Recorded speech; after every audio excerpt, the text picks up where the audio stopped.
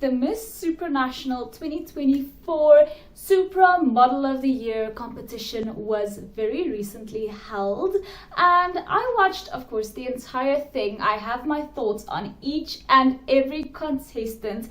Of course, Supra Model of the Year is about just that, being a model, having a model-esque walk, having a model-esque look on your face, whereas pageantry is about more of a stage performance. The supermodel competition is supposed to highlight a woman's ability to actually walk on a real fashion runway catwalk. Now, what I find interesting about Supermodel of the Year is that all of the women get to choose their own outfits. There's no theme, there's no restriction.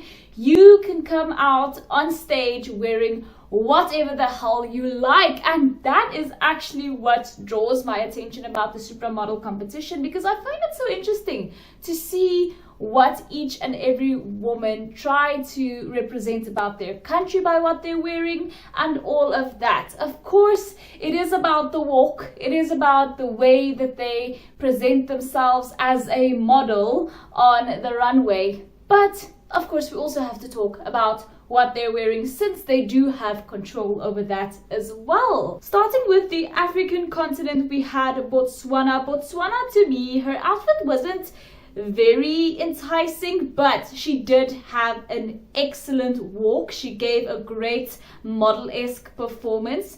Then there was also Cote d'Ivoire, who I did not actually like her outfit. Honestly, I don't have any notes on the way she performed because I didn't find many faults, but her outfit just wasn't for me either. We had Ghana.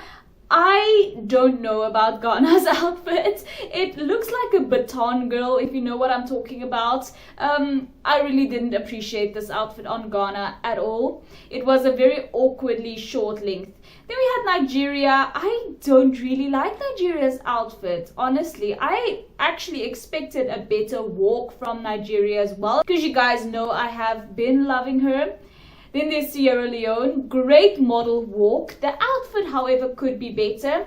South Africa, and I was wondering if that's a swimsuit, because, it looks kind of familiar to me. It does look very South African, but I wonder why she came out in a swimsuit. I did think she did an admirable job in the actual performance of the competition. So for Africa, my two favorites ended up being Botswana and Sierra Leone. But the actual winners were Cote d'Ivoire and Botswana. Then there was the Americas with Argentina. Unfortunately, her walk was very distracting. She has a very unstable and jerky walk, in my opinion. There was also Bolivia. I don't know what it was about Bolivia. To me, personally, she seemed very tired. Like her body language and everything just screamed tired. I don't know. Then there was Brazil. I loved Brazil's outfit. I love Brazil altogether. I thought she did a great job. Canada's flow was amazing with the actual flow of her outfit. She doesn't have the most polished walk, but I did love what she was wearing. Then there was Chile. Chile, in my opinion, was just doing way too much. Colombia had a great outfit. She had a great walk as well. I really loved Colombia. Costa Rica seems like she was wearing more of a dance costume than an actual top model costume. For Ecuador, I hated what she had going on. I really didn't appreciate it. For El Salvador, it was all very edgy, what she was doing, but not bad in my opinion.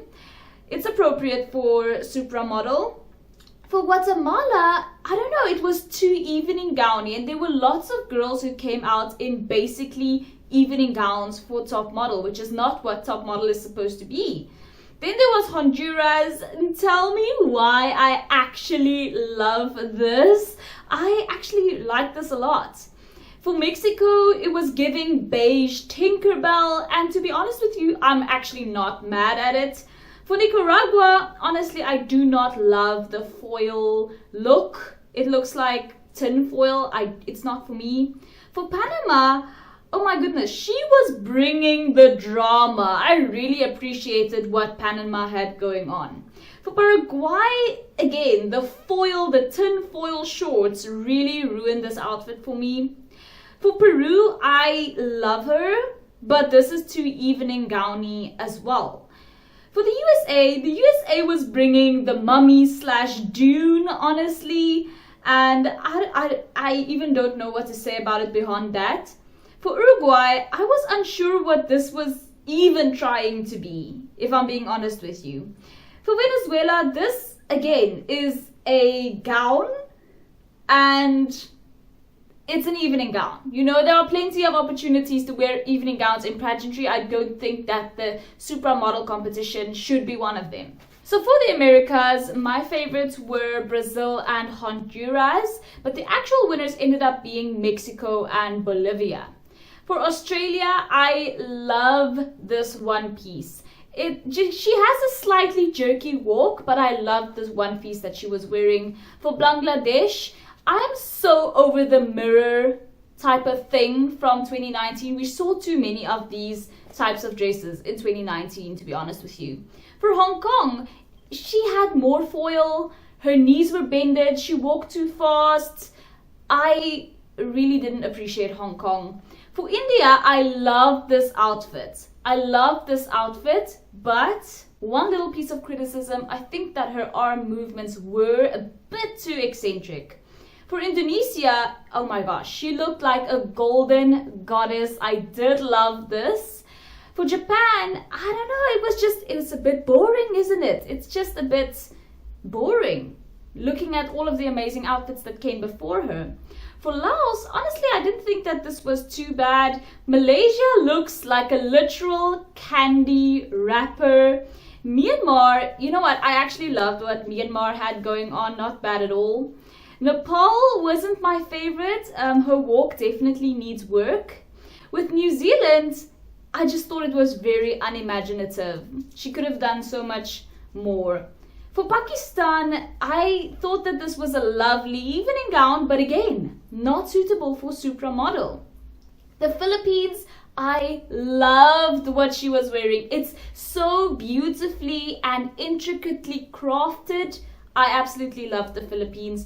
For Thailand, she looks like an absolute angel. Vietnam was again very swimsuity. So for Asia and Oceania, my favorites ended up being Thailand and the Philippines, but the actual winner was a three-way tie between Philippines, Thailand and Myanmar, all of whom I loved, so I'm definitely not mad about it. Next up was Europe. Albania came out looking like sort of a dark fairy. Wow, what is this? Speechless. Then we had Belgium, stunning look for evening gown. Yet again. Croatia, you know what, I hate this outfit. She had a stiff walk as well, so not very impressive. Czech Republic has a good walk, but unfortunately this outfit did obscure her legs, but she has a great walk. Denmark came out in a stunning gown, but she looks stunning. She really did. I cannot, you know, I have to give her 10s where the 10s are due. She did look amazing. Finland would have been better with a waist. You know, there wasn't enough waist definition. Germany is giving desert. She's giving dune. Not bad. Gibraltar kept lifting her arms for absolutely no reason. Iceland looked like sort of an international super spy. I don't know. It wasn't my favorite. It didn't work for me. Italy, I hate the visible little shorts. I feel like I shouldn't be able to see the little shorts underneath. Malta looks like it could be a national costume based on the Welwitschia in Namibia. But if you take it outside of that context, it's not too bad. The Netherlands could have done without the long sparkly bit on the underneath side of the skirt, if I'm being honest with you. Poland wasn't my favorite. You know, her walk is very meh. Portugal, I wish I could see her knees. I do wish I could see her knees.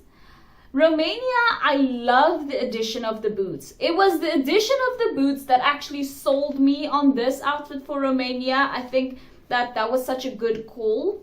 Slovakia, guys, wow, I love this. She very much reminded me of Shani Graber from Miss Supranational 2021 in this.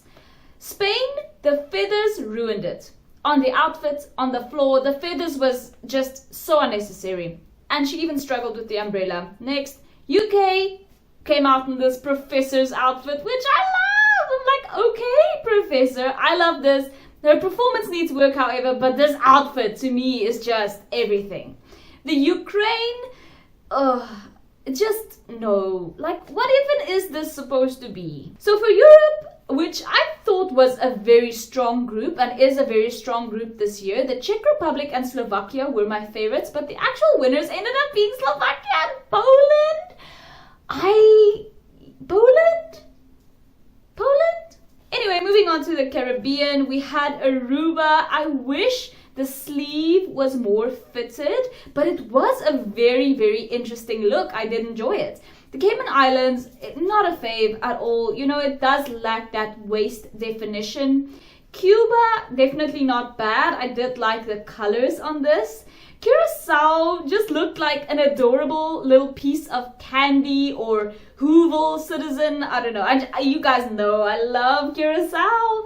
The Dominican Republic, the shoulders are way too much. Yet, it's still boring. How can it be too much and boring at the same time? Haiti did not dress for her figure at all. This does not compliment her figure whatsoever. Then we had Puerto Rico, stunning. I love her. Trinidad and Tobago, it did nothing for me, to be honest with you.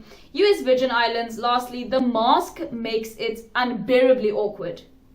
She should have definitely gone without the mask. So for the Caribbean, my favorites were Aruba and Puerto Rico, and the actual winners ended up being Aruba and Puerto Rico as well. So I'm definitely very happy with those results. And Supra Model Africa ended up being Côte d'Ivoire, even though I thought Botswana had more spice in her performance. Supra Model Americas was Bolivia, and to be honest with you, I do respectfully disagree. Supermodel Asia and Oceania was Thailand. You know what, I agree, but I noticed that some of the girls had changed their outfits by the time that the supermodels were announced.